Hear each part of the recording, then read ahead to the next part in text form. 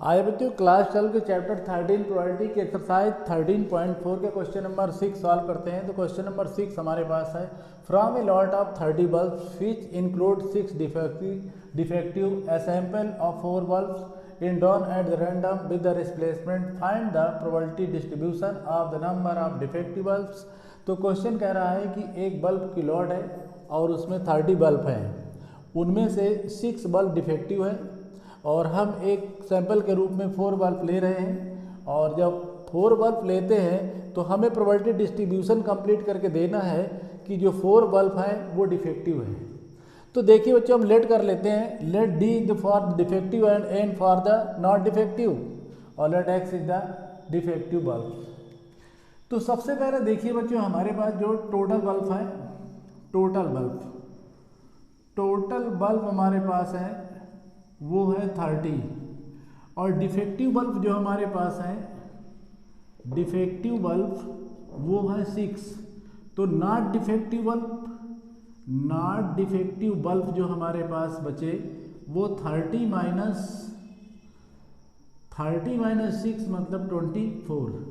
तो अगर हम प्रोबेबिलिटी लेते हैं किसकी, डिफेक्टिव की, अगर हम डिफेक्टिव बल्ब की प्रोबेबिलिटी लेते हैं तो डिफेक्टिव बल्ब हमारे पास कितने हैं, 6 हैं और टोटल बल्ब कितने हैं, 30 है। इसकी प्रोबेबिलिटी कितनी आ गई, 1/5 आ गई। अगर हम प्रोबेबिलिटी यही नॉट डिफेक्टिव की लेते हैं, नॉट डिफेक्टिव की प्रोबेबिलिटी लेते हैं तो नॉट डिफेक्टिव हमारे पास 24 बल्ब है, टोटल 30 बल्ब है और इसको सिंप्लीफाई करते हैं, 6 4 जा और 6 6 जा, मतलब इसमें देखिए 6 4 जा और ये 36 है और 6 6 जा, या फिर और ये 30 है बच्चों, 30। तो 30 का मतलब आप किससे कैंसिल कर सकते हैं, 6 से, तो यहाँ 5 आएगा। तो इस तरह से इसकी प्रोबेबिलिटी हो गई 4/5। अब हमको क्या करना है कि हमको 4 बल्ब लेना है। तो जब 4 बल्ब लेते हैं तो इसमें एक्स क्या हो सकता है, ऐसा हो कि हम पहले एक बल्ब लेते हैं, फिर 2 लेते हैं, फिर तीसरा लेते हैं, फिर चौथा लेते हैं। ऐसा हो सकता है कि जो पहली कंडीशन है उसमें डिफेक्टिव हो ही ना, ऐसा हो सकता है कि एक डिफेक्टिव निकले और जो 3 बल्ब है वो नॉट डिफेक्टिव निकले, ऐसा हो सकता है कि 2 डिफेक्टिव हों और 2 नॉट डिफेक्टिव हों, ऐसा हो तो 3 डिफेक्टिव हों और 1 नॉट डिफेक्टिव हो, ऐसा हो सकता है कि 4 के 4 बल्ब ही हमारे क्या हों, डिफेक्टिव हों। तो चलिए अब इसकी प्रोबेबिलिटी लेते हैं। प्रोबेबिलिटी हम कब लेते हैं, जब डिफेक्टिव की, जब x = 0 होता है। तो इसके लिए हम लेंगे 4C0 और यहाँ पर हम डिफेक्टिव लेंगे। तो हमें डिफेक्टिव बल्ब की प्रोबेबिलिटी लेना है, तो यहाँ पर प्रोबेबिलिटी डालेंगे नॉट डिफेक्टिव और फिर नॉट डिफेक्टिव, प्रोबेबिलिटी हम डालेंगे नॉट डिफेक्टिव और फिर यहाँ पर डालेंगे नॉट डिफेक्टिव, ये प्रोबेबिलिटी आप डालेंगे नॉट डिफेक्टिव। 4 टाइम डालेंगे, फर्स्ट टाइम भी, सेकंड टाइम भी, थर्ड टाइम और ये 4 टाइम नॉट डिफेक्टिव की। अब आप देखिए इसकी प्रोबेबिलिटी, यहाँ जब यहाँ पर 0 लेंगे बच्चों तो यहाँ पर 4C0 और फैक्टोरियल 4 - 0, इसको सॉल्व करेंगे तो देखिए नॉट डिफेक्टिव हमारे पास कितना है, नॉट डिफेक्टिव 4/5, यहाँ पर भी 4/5 और यहाँ पर भी 4/5 और ये भी 4/5। फाइनली इसका कैलकुलेशन देखिए बच्चों, ये कैंसिल हो जाएंगे तो 16 और ये हमारे पास इसकी प्रोबेबिलिटी बनती है 256/25 और 25 625। तो ये हमारे पास प्रोबेबिलिटी आ गई जब हमने क्या लिया था, x = 0 लिया था। अब क्या करते हैं हम इसमें बच्चों, x = क्या लेते हैं, 1 लेते हैं, तब इसकी प्रोबेबिलिटी फाइंड करते हैं। तो इसके लिए हम लेंगे 4C1 और 4C1 का मतलब एक तो हमारे पास डिफेक्टिव है, तो डिफेक्टिव के लिए हम यहाँ प्रोबेबिलिटी डालेंगे डिफेक्टिव की और 3 टाइम प्रोबेबिलिटी डालेंगे नॉट डिफेक्टिव की। तो नॉट डिफेक्टिव और प्रोबेबिलिटी, फिर नॉट डिफेक्टिव प्रोबेबिलिटी ये पड़ी आपके पास और फिर इसके बाद नॉट डिफेक्टिव, ये प्रोबेबिलिटी आपने डाल दिया। चलिए इसकी वैल्यू डालते हैं। तो यहाँ पर आपके पास फैक्टोरियल 4 बनने वाला है, ये फैक्टोरियल 1 और फैक्टोरियल 4 - 1, इसको ब्रेक करें। डिफेक्टिव की प्रोबेबिलिटी हमारे पास 1/5 है, तो यहाँ पर 1/5 डालते हैं और यहाँ 4/5 × 4/5 × 4/5 डन हो गया।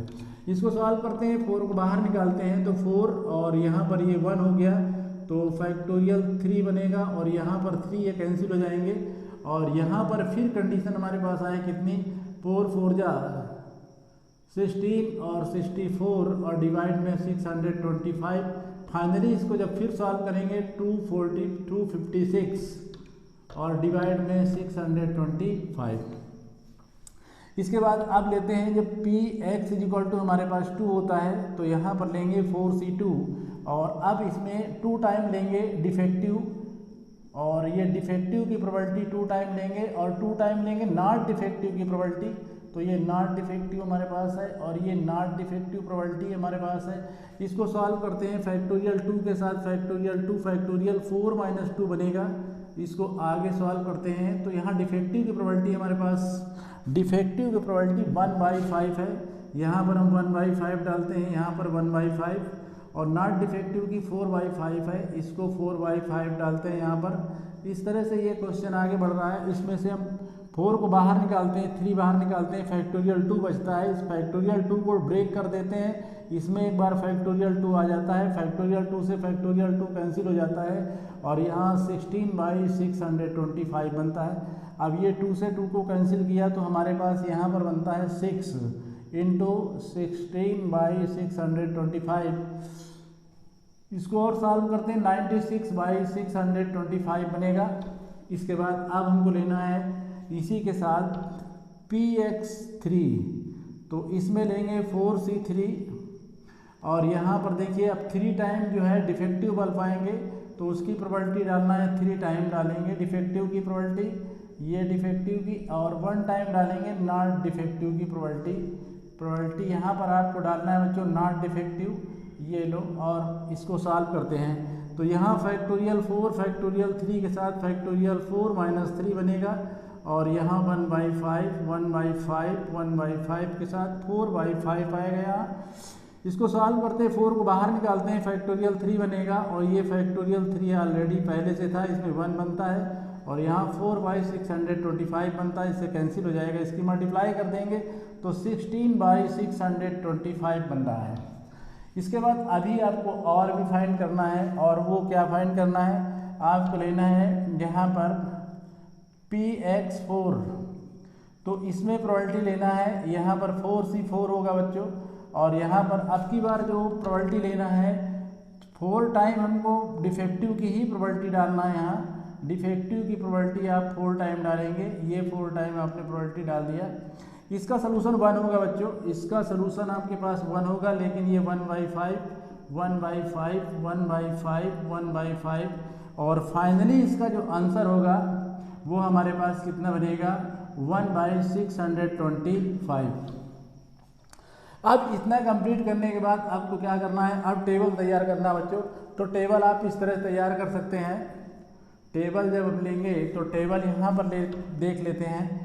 x इक्वल टू हमारे पास ये कंप्लीट ऐसा करते हैं बच्चों, इसको रेस कर लेते हैं, पहले इसको नोट कर लीजिए, इसके बाद टेबल बनाना है और क्वेश्चन बिल्कुल डन हो जाएगा। इसको नोट करते हैं पहले। चलिए बच्चों इसके टेबल बनाते हैं। तो टेबल हमारे पास देखिए क्या बनेगी इसकी। सबसे पहले हम यहाँ पर x लेते हैं और यहाँ पर लेते हैं px। तो चलिए प्रोबेबिलिटी देते हैं इसकी और यहाँ पर आप देखिए टेबल में जब आपने 0 लिया था तो इसकी प्रोबेबिलिटी आपके पास कितनी आई थी, प्रोबेबिलिटी आई थी 256/625।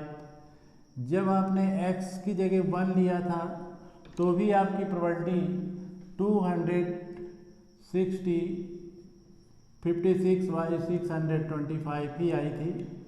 अब आपको क्या करना है, 2 लेना है। जब आपने 2 लिया था x की वैल्यू तो 96/625। जब आपने 3 लिया था तो कंडीशन देखते हैं इसकी।